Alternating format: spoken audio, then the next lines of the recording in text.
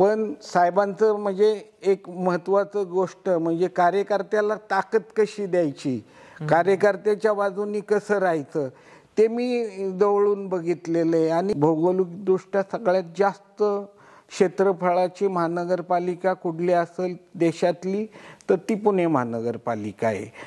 पैसे इथं गोळा केले जातात आणि त्याचा विनियोग पुण्याच्या ह्याच्यात. पुण्यात काय केलं जातं, चांगली फरशी असते ती काढतात, दुसरी फरशी बसवतात.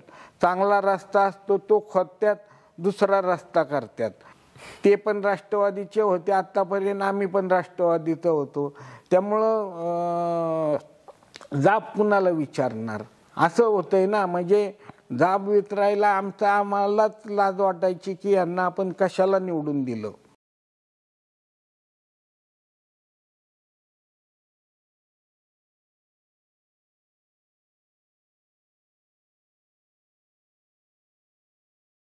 मी दीपक ढाकणे, स्वागत आहे तुमचं #वैयक्तिक या यूट्यूब चॅनलवरती.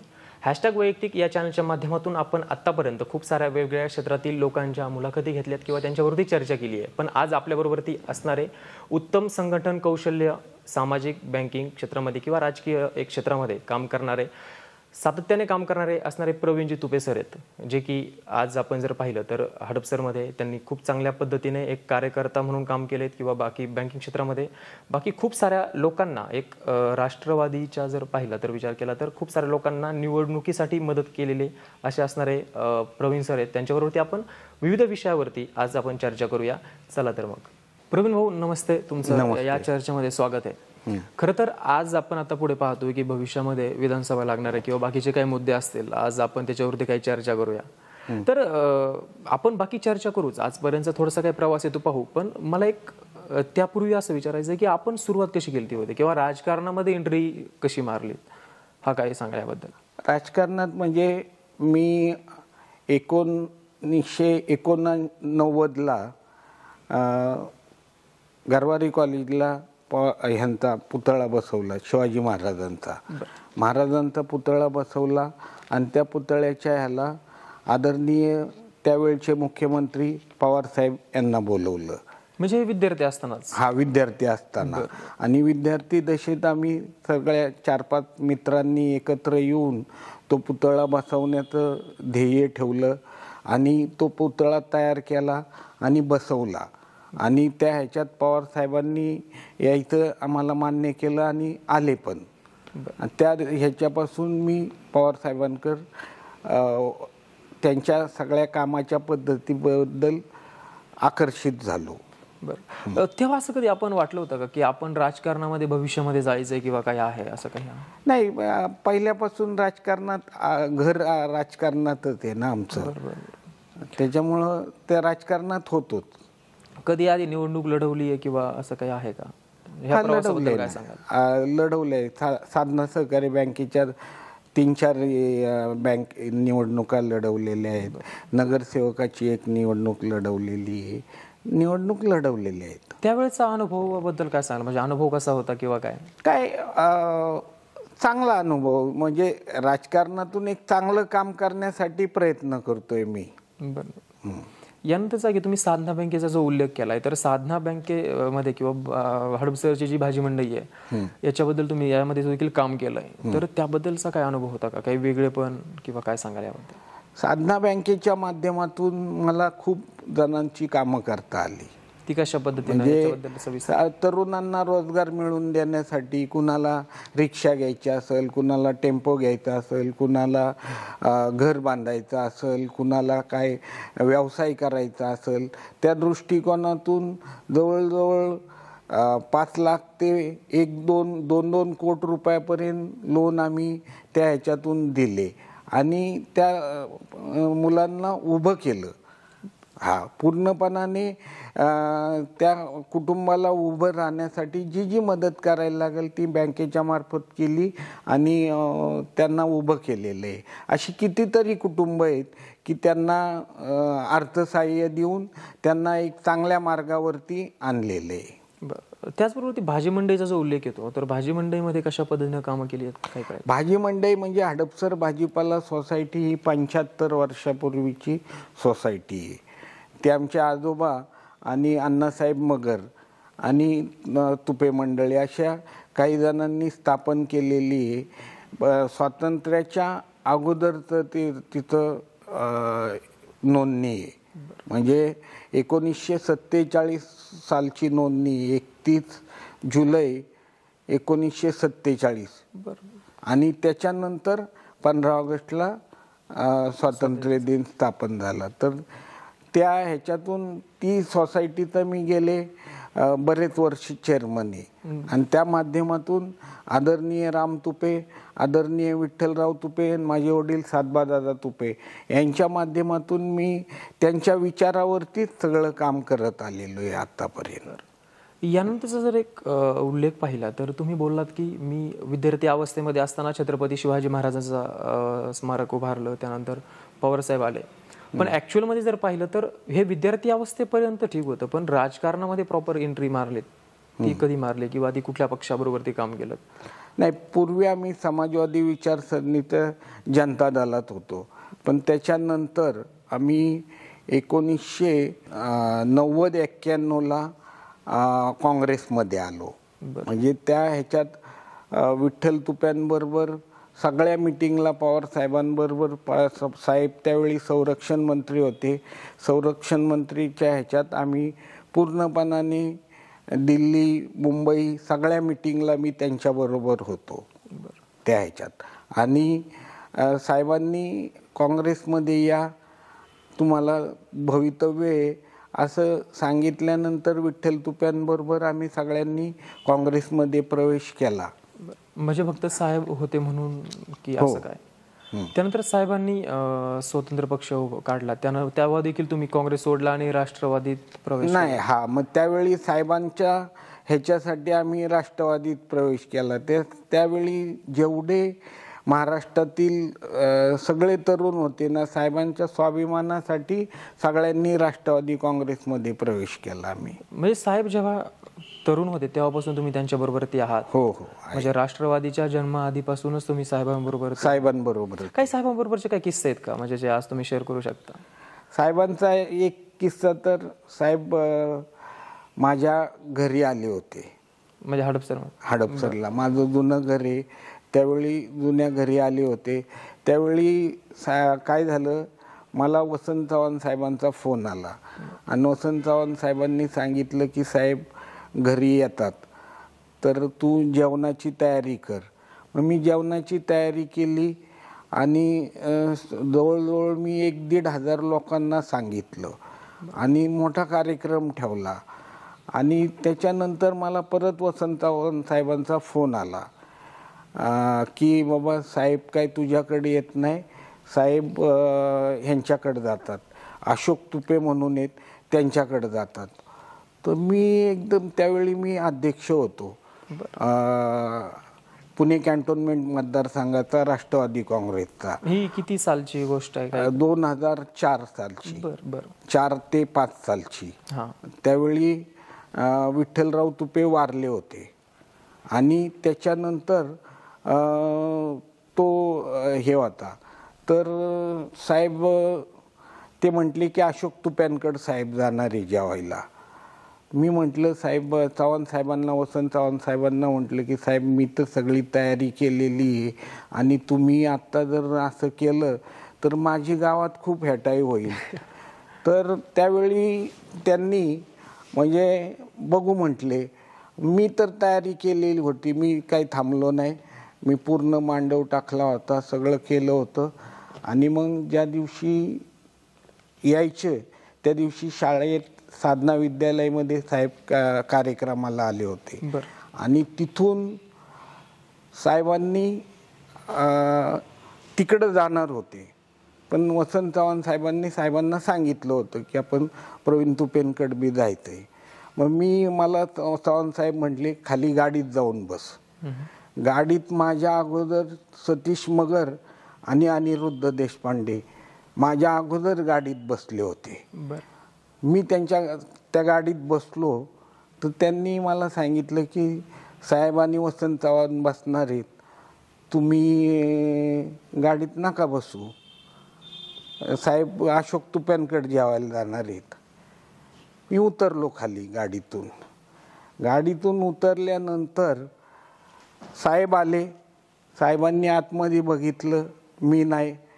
मला आहे ना साहेबांनी आतमध्ये बसायला सांगितलं. पाठीमागच्या शीटवर साहेबांनी ज्यावेळी मला सांगितलं ना, तर मी सतीश मगरांच्या मांडीवर बसलो तिथं. सतीश मगर, मी, वसंत चव्हाण साहेब अशी 4 जण पाठीमागं बसलो होतो. म्हणजे असं कधी होत नाही. पण साहेबांचं म्हणजे एक महत्वाचं गोष्ट म्हणजे कार्यकर्त्याला ताकद कशी द्यायची, कार्यकर्त्याच्या बाजूनी कसं राहायचं, ते मी जवळून बघितलेलं आहे. आणि त्या दिवशी गाडीत बसल्यानंतर साहेब म्हटले, चला प्रवीण तुपेंच्या घरी पहिलं. माझ्या घरी आले. तिथं जेवणाचं थोडंसं हे घेतलं आणि मग अशोक तुप्यांकडे परत जेवायला गेले.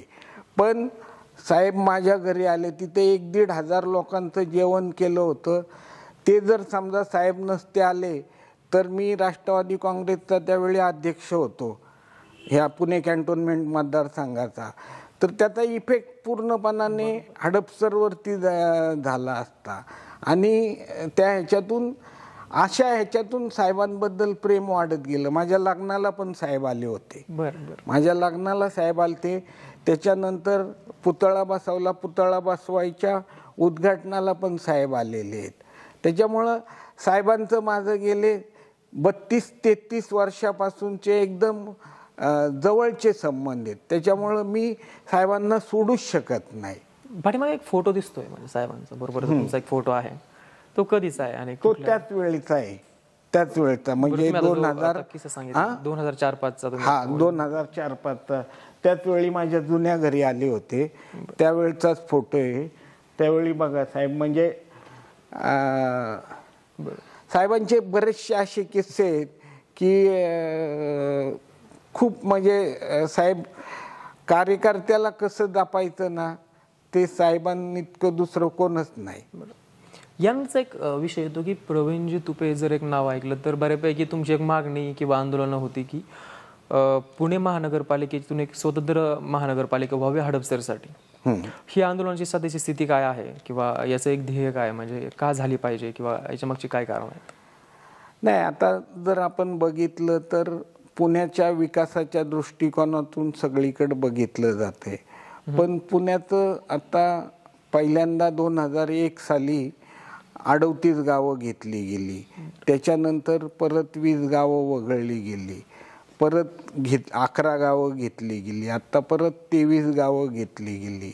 आणि आज पुण्याचं क्षेत्रफळ जवळजवळ 516 चौरस किलोमीटर झालेलं आहे. ते देशातलं सगळ्यात भौगोलिकदृष्ट्या सगळ्यात जास्त क्षेत्रफळाची महानगरपालिका कुठली असेल देशातली तर ती पुणे महानगरपालिका आहे. त्याच्यामुळं प्रशासनावरती खूप मोठा ताण येतोय. तर आमची 2007 सालापासूनची मागणी आहे की पुणे महानगरपालिकेचं विभाजन करून हडपसरपासून उरुळी कांचनपर्यंत एक नवीन महानगरपालिका करावी, ज्याचं नाव तुम्ही नवीन पुणे महानगरपालिका देऊ शकता किंवा स्वतंत्र हडपसर महानगरपालिका सुद्धा देऊ शकता. त्या दृष्टिकोनातून आम्ही प्रयत्न करतोय. त्याच्यात हे कसं आहे की पाण्याची अवेबिलिटी ह्याच्यातून 2 कॅनल गेलेले आहेत. 2 कॅनल असल्यामुळं पाण्याची अवेबिलिटी आहे. आणि दक्षिणेला कानिपनाथचा डोंगर, सह्याद्रीचे पर्वतरांगे, उत्तरेला मुळामुठा नदी वाहते, ईशान्य कोपऱ्यात थेऊरचा चिंतामणी आहे. म्हणजे जर आपण वास्तुशास्त्रानुसार जरी बघितलं तरी ही महानगरपालिका 1 नंबरची महानगरपालिका होऊ शकते सगळ्या दृष्टिकोनातून. आणि आज ह्या परिसरात जवळजवळ 4 ते 5 टाउनशिप झालेल्या आहेत. त्या टाउनशिपच्या माध्यमातून एक चांगलं शहर जर वसवायचं असेल तर ही नवीन महानगरपालिका करणं गरजेचं आहे. आज मगरपट्टा सिटी असेल, ॲमनोरा सिटी असेल, पुढं लोणी काळभोर रिव्हरव्ह्यू सिटी आहे, अलीकड एक मांजरीला 1-2 टाउनशिप आहेत. आणि ह्या सगळ्या जर व्यवस्थित टाईपनी जर केलं तर उरुळी कांचनपर्यंत एक चांगले नियोजन होऊ शकतं आणि एक चांगलं शहर वसू शकतं आणि त्या दृष्टिकोनातून प्रयत्न करणं गरजेचं आहे. म्हणून मी गेले कित्येक दिवस आणि ह्या येथील जे शेतकरी आहेत त्यांच्या मुलांना त्या ठिकाणी काही ना काहीतरी त्यांचं डेव्हलपमेंट झाली पाहिजे, त्यांच्या हातून त्यांच्या जमिनी डेव्हलप झाल्या पाहिजे. हा विचार माझा महत्त्वाचा त्या ह्याच्यात आहे की त्याच मुलांनी ज्याची जमीन आहे त्यांनीच ती मोठी केली, त्याच्यावरती बिल्डिंग बांधून मोठं झालं पाहिजे. त्या दृष्टिकोनातून आज आपली सुद्धा सगळी बहुजन समाजाची मुलं आर्किटेक्ट झालेली आहेत, इंजिनियर झालेली आहेत. ती दुसरीकडे कुठंतरी हे करण्यापेक्षा त्यांनी स्वतः जमिनी डेव्हलप केल्या तर एक चांगलं होईल. या दृष्टिकोनातून मी प्रयत्नशील आहे आणि या बाबतीत मी पवार साहेबांबरोबर बोललेलो आहे आणि त्यांनी सुद्धा ह्याला ग्रीन सिग्नल दिलेला आहे. निश्चितपणाने येणाऱ्या विधानसभेच्या इलेक्शन नंतर कसल्याही परिस्थितीत साहेब ही नवीन महानगरपालिका केल्याशिवाय राहणार नाही. मी थोडंसं विधानसभेवरती नंतर येईल. थोडासा काही माझ्याकडे काही त्या प्रश्न आहेत किंवा त्याआधी काही वेगळी चर्चा असेल. यासाठी कोणाचा विरोध आहे का किंवा ती पुढे कशा पद्धतीने होऊ शकते याबद्दल? नाही, ह्या ज्यावेळी उद्धव ठाकरे आणि अजितदादांचं सरकार होतं त्या ह्याच्यात त्यावेळी साहेबांनी ही नवीन महानगरपालिका करण्याच्या दृष्टिकोनातून पूर्ण सगळा आराखडा तयार केला होता आणि तो पूर्णपणाने करण्याच्या दृष्टिकोनातून प्रयत्न केला होता. पण स्थानिक ह्यांनी काही जणांनी, माजी महापौर असतील, इथले स्थानिक आमदार असतील, लोकप्रतिनिधींनी विरोध केला आणि त्या विरोधामुळं ती महानगरपालिका त्यावेळी करता आली नाही. त्यांनी काय सांगितलं की जर समजा आपण जर ही महानगरपालिका केली तर पुण्यातली आपली राष्ट्रवादीची सत्ता जाईल आणि मग आपली पुण्यातली सत्ता अबाधित ठेवण्यासाठी ही महानगरपालिका करू नका. पण आज जर आपण बघितलं तर डेव्हलपमेंट पण होत नाही आणि प्रशासनावरती ताण येतोय. प्रशासनाला पण ह्या गोष्टी जमत नाही आहेत. नागरिकरण जे तज्ज्ञ आहेत त्यांचं सुद्धा मत आहे की 2 महानगरपालिका केल्या पाहिजे. आज आपण जर बघितलं तर 2 दिवसापूर्वी फुरसुंगी आणि उरुळी देवाची ही नगर परिषद करण्याचा निर्णय मुख्यमंत्र्यांनी घेतला. हा चुकीचा निर्णय. आज जवळजवळ फुरसुंगी गावाचं क्षेत्र 2600 हेक्टर आहे. उरुळी देवाचीचं क्षेत्र 1066 हेक्टर आहे. म्हणजे जवळजवळ 7000 एकर क्षेत्र असणारी ही 2 गावं, 28 चौरस किलोमीटर क्षेत्र असणारी गावं यांची नगरपालिका केली. आज 7000 एकरावरती व्हर्टिकल बांधकामं झाली पाहिजे. नगरपालिका झाली तर ती बसकी घरं होणार.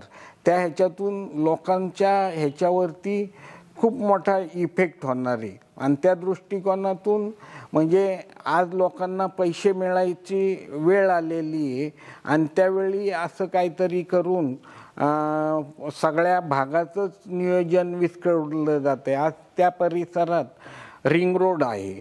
रिंग रोडसाठी 14 टीपी स्कीम केलेल्या आहेत. त्या 14 टीपी स्कीम केल्या तर जवळजवळ 6000 एकरात नागरीकरण होणार आहे. 6000 एकरमध्ये ते नागरीकरण होणार आहे आणि त्याच्यातून त्या पैशातून टीपी स्कीम केल्या जाणार आहेत. मग त्या ह्याच्यातून रिंग रोड केला जाणार आहे. म्हणजे गव्हर्नमेंट त्या ह्याच्यावरती पैसेसुद्धा खर्च न करता त्याच टीपी स्कीमच्या माध्यमातून रिंग रोड करणार आहे.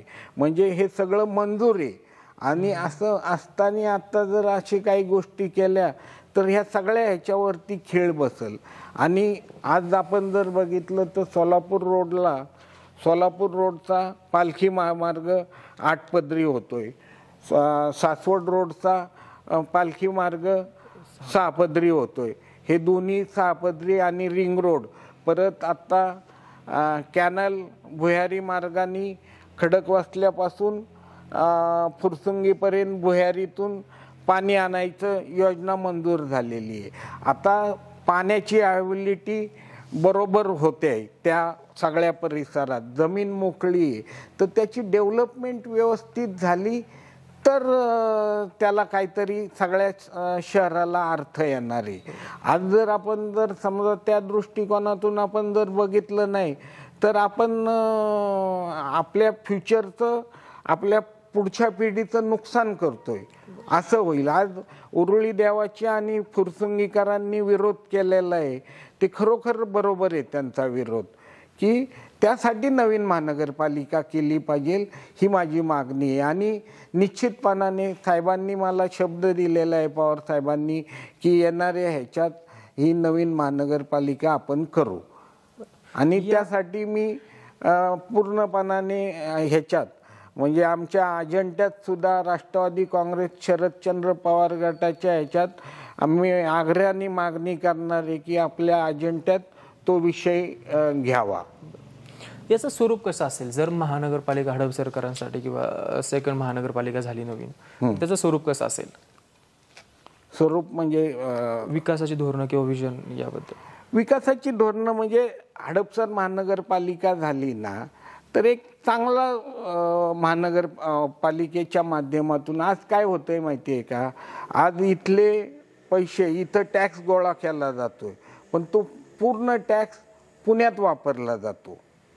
पैसे इथं गोळा केले जातात आणि त्याचा विनियोग पुण्याच्या ह्याच्यात, पुण्यात काय केलं जातं, चांगली फरशी असते ती काढतात, दुसरी फरशी बसवतात, चांगला रस्ता असतो तो खोदतात, दुसरा रस्ता करतात. अशा टाईपनी ते पैसे वेस्टेज खर्च करतात. आज ह्या परिसरात जी गावं घेतली जातात तिथं रस्ते केले जात नाही, काहीच केलं जात नाही आणि मग ड्रेनेज नाही, अशी अवस्था आहे की पाणी येत नाही. पाण्याची समस्या इतकी भयानक आहे की विचारताच सोय नाही. आणि त्या दृष्टिकोनातून जर समजा आणि लोकप्रतिनिधींना स्थान नसतं. आता जे 11 गावं घेतली, 11 गावं घेतली, त्याच्या आधी 38 गावं घेतली होती. त्या 38 गावांच्या सुद्धा घ्यायची गावं आणि त्याच्यानंतर इलेक्शन लगेच घ्यायच्या आणि त्यात गावातल्या लोकप्रतिनिधींना प्रतिनिधित्व नसायचं. त्याच्यामुळं होतं काय की गावातले लोकप्रतिनिधी तिथं नसल्यामुळं कोणच त्याला वाली नसतो. आज 3 वर्ष झालं इलेक्शन नाही आहे, 2-2.5 वर्ष झालं महानगरपालिकेची इलेक्शन नाही. आत्ता ही 2 गावं वगळायचं कारण आणि त्यांची नगरपालिका करायचं कारण हे ते की पुणे महानगरपालिकेच्या इलेक्शन लांबणीवर टाकायच्या. आज पुणे महानगरपालिकेची प्रभाग रचना झालेली आहे, प्रभाग रचना झालेली आहे. आत्ता विधानसभेनंतर लगेच सुद्धा कॉर्पोरेशनच्या इलेक्शन घेतल्या जाऊ शकल्या असत्या, पण आता 2 गावं वगळल्यामुळं 28 चौरस किलोमीटर क्षेत्र कमी झालं. ॲटोमॅटिकली प्रभाग रचना बदलणार, प्रभाग रचना बदलणार, त्याच्यावरती सूचना हरकती मागवल्या जाणार, त्याच्यानंतर परत काही गोष्टी होणार आणि 6 महिने त्याला त्या कालावधीला प्रभाग रचना करायला लागणार. म्हणजे 6 महिन्यानंतर नोटिफिकेशन वगैरे सगळं होईल करायचं म्हटलं तरी आणि कोण कोर्टात गेलं परत की परत 2-3 महिने लांबणं. म्हणजे ही इलेक्शन 1 वर्षभराकरता ह्यांनी राजकारत्यांनी लांबवली. म्हणजे असं जर 3-3, 4-4 वर्ष स्थानिक स्वराज्य संस्थेला प्रतिनिधित्वच नसेल तर कसं समस्या सुटणार. त्याच्यामुळं माझी मागणी अशी आहे की नवीन पुणे महानगरपालिका हडपसरपासून उरुळी कांचनपर्यंत करावी. त्याच्यानंतर ती महानगरपालिका पुणे महानगरपालिका आणि चिंचवड महानगरपालिका आणि ती महानगरपालिका करताना ती अ दर्जाची करावी, कारण त्याची लोकसंख्या 18 ते 20 लाखाच्या पुढं आहे. आज सुद्धा जर समजा करायची म्हटलं तर ब दर्जाची नाही अ दर्जाचीच महानगरपालिका करावी, जेणेकरून नागपूरला सुद्धा त्या टाईपनी महानगरपालिका खास दर्जा देऊन नागपूर महानगरपालिका केलेली आहे. तसंच आत्ता इथं सुद्धा त्याच टाईपनी हे करून 18 ते 20 लाख लोकसंख्या असल्यामुळं ही दर्जाची महानगरपालिका करावी ही माझी मागणी राहणार आणि त्यासाठी आत्ता आम्ही आंदोलनसुद्धा करणार आहोत. मी कोर्टात सुद्धा गेलेलो आहे आत्ता ह्या 2 गावांच्या विषयावरती आणि इलेक्शन आणि नवीन महानगरपालिका करण्यासाठी कोर्टात जाण्याचा माझा आत्ता एवढ्या 2 ते 3 दिवसात कोर्टात जायचं बघणार आहे. बरं, यामध्ये तुम्ही खूप वेळा विधानसभेचा उच्चार केला, तर तुमचं राजकीय ध्येय काय? राजकीय ध्येय असं मी कुठल्या ध्येय म्हणजे अशा ह्याच्यासाठी काम करत नाही, कुठलं काय इलेक्शन म्हणून असं काही काम करत नाही. एक सामाजिक काम करत राहायचं, त्या ह्याच्यातून प्रयत्न करत राहायचा. एक काहीतरी निर्मिती झाली पाहिजे, कुठल्या तरी गोष्टीची काहीतरी नवीन उभं राहिलं पाहिजे, त्या दृष्टिकोनातून प्रयत्न करतोय मी. म्हणजे माझ्या ह्या विधानसभेच्या ह्याच्यात मी ॲडमिशनच्या बाबतीत लोकांच्या कामाच्या दृष्टिकोनातून प्रयत्नशील असतो, लोकांना नोकऱ्या देण्याच्या दृष्टिकोनातून प्रयत्नशील असतो. परत जे काही बेरोजगार आहेत त्यांना रोजगार देण्यासाठी, त्यांना व्यवसायात संधी देण्यासाठी कर्ज साधना सहकारी बँकेच्या माध्यमातून कर्ज रूपाने काही करता येईल का त्यांना उभं करण्याकरता तो प्रयत्न करत असतो. अशा विविध ह्याच्यातून मी काम करत असतो. हडपसर भाजीपाला सोसायटीच्या माध्यमातून काम करत असतो. मी रयत भूषण शरद नागरी पतसंस्था स्थापन केलेली आहे, त्याचा संस्थापकसुद्धा मी आणि अजून 2 जण आहेत. त्याच्यामुळं त्या ह्याच्यातून काम करत राहायचं. कामाचं मी कधीही काम थांबवलेलं नाही. मला काय मिळू न मिळू माझं काम गेले 30-35 वर्ष सतत चालू आहे. रोज माझ्याकडं कोण ना कोणतरी कामासाठी येतच असतं. तुम्ही विधानसभेसाठी इच्छुक आहेत का?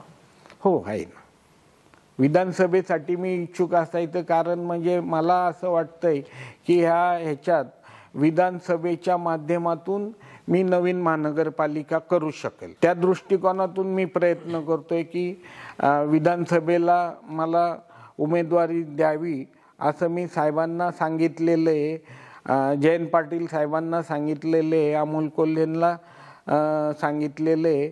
तर ह्याच्यातून मला उमेदवारी दिली तर निश्चितपणाने मी नवीन महानगरपालिका अस्तित्वात आणण्यासाठी आटोकाट प्रयत्न करून ती अस्तित्वात आणूनच दाखवल आणि त्यासाठी मला विधानसभा पाहिजे. विधानसभेसाठीचं काही विजन आहे का आपल्याला? विजन म्हणजे ह्या ह्याच्यातून तसं पाहिलं तर नवीन महानगरपालिका सोडून जर तसं आज आपण जर बघितलं तर ह्या परिसरात कामच नाही हो काय. आज पाणी येत नाही. आज माझ्या ह्या बंगल्यात बसलोय ना, 8 वर्ष मी टँकरनी पाणी घेत होतो. 8 वर्ष टँकरनी पाणी घेतले.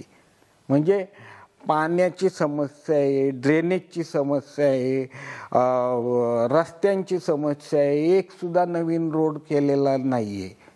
म्हणजे या इथल्या लोकप्रतिनिधींनी काय करतात हेच कळत नाही. कधी जाब विचारायचा प्रयत्न केला किंवा जाब विचारलाय? काय जाब, आपलीच लोक, आपलेच दात आणि आपलेच वोट. ते पण राष्ट्रवादीचे होते आतापर्यंत, आम्ही पण राष्ट्रवादीचं होतो. त्यामुळं जाब कुणाला विचारणार असं होतंय ना. म्हणजे जाब विचारायला आम्हालाच लाज वाटायची की यांना आपण कशाला निवडून दिलं, अशी परिस्थिती झालेली आहे की त्यांना निवडणूक लढवण्याची किंवा त्याची काय मदत केली तुम्ही? पण त्यांना खूप मदत केलेली, खूप मदत केलेली. आता मदत केलेलं सांगावं नाही, पण काय तुम्ही प्रश्न विचारला म्हणून सांगतोय. म्हणजे कसं आहे काही काही गोष्टी, पण त्यांनी डांबर टाकणं म्हणजे काम नाहीये. या परिसरात मला दाखवा, एक नवीन रस्ता केलेला दाखवा. ह्या प्रभागात, तर आमच्या प्रभागात एक नवीन रस्ता झालेला दाखवा तुम्ही. म्हणजे कसं आहे, काम तर झालं पाहिजे ना. लोकांच्या समस्या आज इथून माळवाडीपासून मगरपट्ट्यापर्यंत रोड तयार आहे, ओढ्यावरती पूल तयार आहे, सगळं तयार आहे. पुढं जमिनी पण ज्यांच्या आहेत तेच लोकप्रतिनिधी आहेत. ते 1-2 गुंठा जमीन द्यायला तयार नाहीयेत. मी ससाननगरला माझी 24 गुंठे जमीन रस्त्याकरता दिली आहे. आत्ता 28 गुंठे जमीन रस्त्याकरता देतोय. रस्त्यात जमीन दिली तर त्याचा काही तोटा होत नाही. त्या जमिनीचा FSI वाढवून मिळतो, दुप्पट FSI मिळतो, वरती वाढवायला परवानगी मिळते. त्याच्यामुळं त्याच्यात काही नुकसान नाही आहे. पण लोकप्रतिनिधी हे विचारच करत नाही. आज माळवाडीपासून मगरपट्ट्यापर्यंतचा रोड पूल तयार आहे तरी केला जात नाही. ही नाही ह्याच्यासाठी आत्ता मला आमदारकीच्या ह्याच्यातून मी जर विचार केला ना की काय चाललंय काय. आता पुढे विधानसभा येते तर यासाठीचं आपलं काय विजन आहे का? म्हणजे काय विजन आहे किंवा या मतदारसंघामध्ये आपण काय कामं करणार आहेत?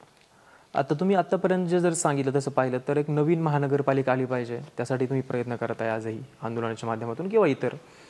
तुम्ही असं बोललात की जर विधानसभा झाली तर मी अजून चांगला प्रयत्न करेल, येऊ शकते, मी आणेल, असं तुम्ही बोललाय. पण याच्या व्यतिरिक्त अजून काही कामाचा किंवा काही विजन किंवा कशा पद्धतीनं या मतदारसंघाचा अभ्यास कामाच्या बाबतीत? या मतदारसंघात आपण जर आता बघितलं ना, रोड पडलेले, DP रोड आहे, रिंग रोडचा प्रश्न आहे. या मतदारसंघाच्या ह्याच्यात बऱ्याच गोष्टी अजून पाण्याचा प्रश्न आहे, ड्रेनेजचा प्रश्न आहे. हे प्रश्नच सुटत नाही आणि ते प्रश्न सोडवण्यासाठी प्रयत्न केला पाहिजे. आणि त्या दृष्टिकोनातून रस्ते झाले पाहिजे. रस्ते झाल्याशिवाय ना ह्या परिसराचा विकास होऊ शकत नाही. रस्ते नाही, आज रोज आपण बघतोय, रोज प्रत्येक ठिकाणी आपल्याला वाहतूक कोंडीला त्रास सहन करावा लागतोय. आणि त्या दृष्टिकोनातून रस्त्यांचं जाळं निर्माण केल्याशिवाय ना हे प्रश्नच सुटू शकत नाही. आणि छोटे छोटे प्रश्न आहेत, खूप मोठे प्रश्न नाही आहेत. एक थोड्याशा म्हणजे ह्या हडपसर मतदारसंघातले आहेत ना 10 ते 12 रोड केले ना, 10 ते 12 रोड फक्त, तरी हे प्रश्न सुटू शकतात. म्हणजे सगळ्या ठिकाणी आता इथून केशवनगरवरून पार खराडीपर्यंत सगळं तयार आहे, पण केलंच जात नाही. म्हणजे असे छोटे छोटे हे काही छोटे छोटे, आता इथली पलीकडची एक छोटासा एक 50 मीटरचा रोड करायचा, 50 मीटरचा रोड सुद्धा होत नाही. मग आम्ही साहेबांच्या माध्यमातून तो 50 मीटरचा रोड आयुक्तांना सांगितलं, ॲम्युनिटी स्पेसमधून तो रोड करून घेतला. प्रश्न सुटू शकतात ना. आणि जर समजा तुमची सत्ता आहे तर तुम्ही ते केलं पाहिजे ना, करतच नाही. त्याच्यामुळं ह्या रोडचे प्रश्न असतील हे सुटले पाहिजे. तसं पाहिलं तर अजून काय म्हणजे विकासाच्या कुठल्या मुद्द्यावरती तुम्ही आता जी पुढे विधानसभा येते त्याला सामोरं जाणार आहेत, किंवा जे काही आता तुम्ही या मतदारसंघातून तुमचा जो गट आहे शरद पवार गट हा निवडणूक लढवेल किंवा तुमचे जे काही आहे तर ते कशा पद्धतीने असेल? आता आमच्या ह्याच्यातून महाविकास आघाडीमार्फतच या परिसरातला उमेदवार दिला जाईल. आणि त्या ह्याच्यातून महाविकास आघाडीचा बाळासाहेब शिवरकर असतील, महादेव बाबर असतील, हे सुद्धा एक चांगलं काम करणारी लोक आहेत. आणि त्या दृष्टिकोनातून त्यांच्या माध्यमातून ह्या परिसराचा विकास कसा होईल त्या दृष्टिकोनातून बघितलं पाहिजे. आणि त्या दृष्टिकोनातून आम्ही ह्या इलेक्शनला सामोरे जाणार आहोत. राजकारण जे आहे ते सत्ता फक्त मिळवण्यासाठी आहे की लोकसेवेसाठी, म्हणजे काय असं जरा? नाही, सत्तेपेक्षा राजकारणाचा उपयोग लोकांच्या निगडीत प्रश्न सुटण्यासाठी झाला पाहिजे. सत्तेसाठी नुसतं राजकारण करण्यात काय अर्थ नाही. आत्ता जर पाहिलं तर सध्याची राजकीय जी परिस्थिती आहे याकडे तुम्ही कसं पाहता? आज राजकीय परिस्थिती खूप वाईट परिस्थिती आहे. आत्ताच्या महाराष्ट्राची परिस्थिती जवळजवळ 6 विभागात डिस्ट्रीब्यूट झालेली.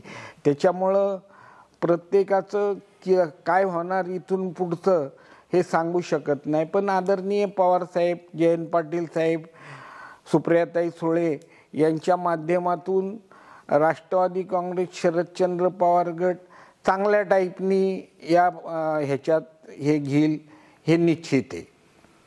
लास्टचा प्रश्न आहे, याचं उत्तर मला जरा अपेक्षित आहे. आपण पाहिलेलं स्वप्न काय, म्हणजे एक पर्सनल किंवा आपलं बाकी पॉलिटिकल कार्यकर्ता म्हणून? नाही, आत्ता तर माझं स्वप्न हेच आहे की कसल्याही परिस्थितीत नवीन महानगरपालिका करून घ्यायची आणि त्याच्यासाठी जे काही करायला लागेल ना ते करायचं. म्हणजे हडपसर स्वतंत्र हडपसर महानगरपालिका झाली पाहिजे हे माझं 15-1 वर्षापासूनचं स्वप्न आहे. ते पूर्ण करण्यासाठी मला जे काय करायला लागेल ते मी करणार. हे म्हणजे ह्याच्यात माझं तडजोड नाही. आणि त्या ह्याच्यातून इथल्या सगळ्या बहुजन समाजाच्या लोकांच्या जमिनी आहेत, त्यांच्या जमिनी त्यांच्या मुलांनी डेव्हलप कराव्यात, हा त्याच्या पाठीमागचा माझा उद्देश आहे. माझं काही नुसतं महानगरपालिका व्हावी किंवा काय, त्या परिसरातले जे शेतकरी आहेत त्यांच्या जमिनी त्यांच्या स्वतःनी त्यांनी डेव्हलप केल्या पाहिजे, त्या दृष्टिकोनातून मी बघतोय. आज हजारो एकर जमिनी आहेत आणि त्या दृष्टिकोनातून इथून पुढच्या ह्याच्यात आपण जर पाहिलं तर आज बॉम्बेत आगरी बिगरी दिसत सुद्धा नाही, बाहेरचेच सगळे आलेले आहेत. तसं पुण्याचं व्हायला नको. पुण्याचं स्थानिक हे पण राहिलं पाहिजे, त्या दृष्टिकोनातून प्रयत्नशील राहिलं पाहिजे आणि त्या टाईपनी ही महानगरपालिका करून इथल्या स्थानिकांना बळ मिळालं पाहिजे, हा माझा महत्त्वाचा उद्देश आहे. त्याच्यात मी तडजोड करूच शकत नाही. हडपसर मतदारसंघातल्या जनतेला जर एखादा संदेश द्यायचा ठरला? हडपसरच्या जनतेच्या दृष्टिकोनातून हडपसरच्या सगळ्यांना पाणी मिळालं पाहिजे, ड्रेनेजची व्यवस्था व्यवस्थित झाली पाहिजे, रस्ते व्यवस्थित झाले पाहिजे, रोजगार मिळाला पाहिजे. प्रत्येक नवीन ह्यांना ॲडमिशनच्या बाबतीत त्यांना कुठं त्रास होता कामा नये. गोरगरिबांच्या मुलांना ॲडमिशन व्यवस्थित मिळून त्यांची प्रगती झाली पाहिजे, त्या दृष्टिकोनातून मी बघतो. आज साधना विद्यालयात दरवर्षी मी 200-400 ॲडमिशन करत असतो. SSPMSला मला मालोजीराजे शाहू महाराजांनी तिथं घेतलेले, तिथं SSPMSच्या माध्यमातून मी ॲडमिशनची कामं करत असतो. म्हणजे मी मुलांना काही ना काहीतरी नवीन घडवण्यासाठी प्रयत्नशील असतो. मी माझी दोन्ही मुलं सुद्धा, एक मुलगी आर्किटेक्ट केलेली आहे, ती मास्टर लंडनला झालेली आहे. मुलगा सुद्धा माझा इंटेलिजंट मोबिलिटी लंडनला केलेलं आहे. म्हणजे एकाला आर्किटेक्टला पाठवलं, दुसऱ्याला मोबाईल म्हणजे ह्याच्यात वाहनांच्या ह्याच्यात पाठवलं. म्हणजे आज पुण्याचा विचार करून मी पुण्यात मोटर हब होणार आहे, त्या दृष्टिकोनातून मुलाला इंटेलिजंट मोबिलिटीला पाठवलं, मुलीला ह्याच्यात आर्किटेक्टच्या ह्याच्यात पाठवलं. तो विचार करून मी सगळं हे करतो आहे आणि त्यांना सुद्धा मी त्याच दृष्टिकोनातून पुढं नेण्याचा प्रयत्न करतोय. म्हणजे असंच मी सगळ्या जे माझ्याबरोबर असतात ना त्यांच्यासाठी मी प्रयत्नशील असतो. म्हणजे आता मी काल माझा भावाचा मुलगा लंडनला गेला शिकायला. म्हणजे शिक्षणाच्या ह्याच्यावर इथून पुढच्या ह्याच्यात भर दिला पाहिजे. शिक्षणाच्या शिवाय काही नाही आहे आणि त्या ह्याच्यातून आपल्या समाजाची, आपल्या भागाची प्रगती झाली पाहिजे, त्या दृष्टिकोनातून बघितलं पाहिजे. आज प्रत्येकाला रोजगार मिळवण्याच्या दृष्टिकोनातून सुद्धा प्रयत्न केला पाहिजे. तसा प्रयत्न होत नाही. इलेक्शन होतात, इलेक्शन नंतर कोण बघत सुद्धा नाही. मी जिथं जाईल, कुठं गेलो ना तरी मी सांगतो की बाबा तुम्हाला काही कर्ज काढायचं असेल तर माझ्याकडे या, तुम्हाला काही गाडी घ्यायची असेल, एखादा व्यवसाय करायचा असेल माझ्याकडे या, मी बँकेच्या माध्यमातून ते करून देतो. म्हणजे हे आपण सांगितल्याशिवाय कसं होतं, आपण सांगितल्याशिवाय पुढच्यांना कळत नाही की आपल्या पाठीमागं कोणतरी आहे आणि आपण नुसतं पाठीशी राहिलो, त्यांच्या ह्याच्यात त्यांना 5-10 लाखाचं लोन करून दिलं तर ती म्हणजे कोटभर रुपयावरती झेप घेऊ शकतात. त्याच्यामुळं तरुण पोरांना त्या रोजगाराच्या ह्याच्यातून नवनिर्मितीच्या दृष्टिकोनातून प्रयत्न केला पाहिजे, त्यासाठी प्रयत्नशील राहिलं पाहिजे. आणि माझं ते ध्येय आहे, नवीन मुलांना कुठं ना कुठं तरी चांगल्या ह्याच्यावरती काम मिळलं पाहिजे, त्याच्यासाठी आपण प्रयत्न केला पाहिजे. नक्कीच. आज बँकेच्या माध्यमातून सुद्धा मी जवळजवळ मेडिक्लेम 726 जणांचा मेडिक्लेम काढलेला आहे. जवळजवळ 7 ते 8 कामगारांना जवळजवळ 50-50 लाखाचा इन्शुरन्स मिळवून दिलेला आहे. म्हणजे जिथं काम असेल तिथं काम करत राहायचं आणि त्याच्यातून जे कोण आपल्याकडे येईल त्यांचा कसा फायदा होईल ते बघायचं. हे माझं कामाचं सूत्र आहे. मी काय खूप असं काय करतोय असं नाही. जे येईन आपल्याकडं आपल्या जवळ आलं त्याचं काम करण्यासाठी प्रयत्न करायचा, त्याला चांगला सल्ला द्यायचा, त्याचं चांगलं होईल हे बघायचं, हा दृष्टिकोन आहे. आणि येतात लोक, त्यांचा फायदा होतो, ते आपल्यावरती विश्वास ठेवतात. त्याच्यामुळं मला तसं का हे राहत नाही. आणि तसंच मी या हडपसर विधानसभा मतदारसंघाच्या ह्याच्यात प्रयत्नशील राहणार आहे. आणि निश्चितपणाने पवार साहेब असतील, जयंत पाटील साहेब असतील, सुप्रियाताई सुळे असतील, हे मला अमोलजी कोल्हे असतील, मला साथ देतील एवढी मला खात्री आहे. एकंदरीत आजपर्यंत कुठलाही सत्ता हातामध्ये नसताना तुम्ही लोकांची कामं केली किंवा एक कार्यकर्ता म्हणून कामं करत आलात. तुम्ही आता जे काही पुढे स्वप्न पाहताय किंवा जे काही विचार आहे त्याला आमच्याकडनं खरं तर शुभेच्छा देतो. आणि आपण इथे आजची चर्चा संपली असं एक थँक्यू, आभारी. तर आज आपण जर पाहिलं तर कुठली सत्ता नसताना एक सच्चा कार्यकर्ता म्हणून किंवा एक निष्ठतेने पवारसाहेबांवरती काम केलं. बाकी तरुणांच्या बाबतीत म्हणा किंवा बाकी जनतेच्या बाबतीत किंवा फक्त हडपसर नाही म्हणता येणार इकडे, पण बाकी पुणे शहरासाठी ज्यांनी काम केलेत, तरुणांसाठी काम केलेत किंवा इतर जनतेसाठी काम केलेत, असे असणारे जे प्रवीणजी तुपे होते, आज आपण त्यांच्यावरती चर्चा केली. विविध प्रश्न होते, पुढे विधानसभा येते त्याच्याबद्दलचे देखील काही प्रश्न आपण या ठिकाणी मांडलेत. तर तुम्हाला देखील हा आजचा पॉडकास्ट कसा वाटला किंवा आजची ही आमची चर्चा कशी वाटली आम्हाला कमेंट्सच्या माध्यमातून नक्की कळवा. धन्यवाद.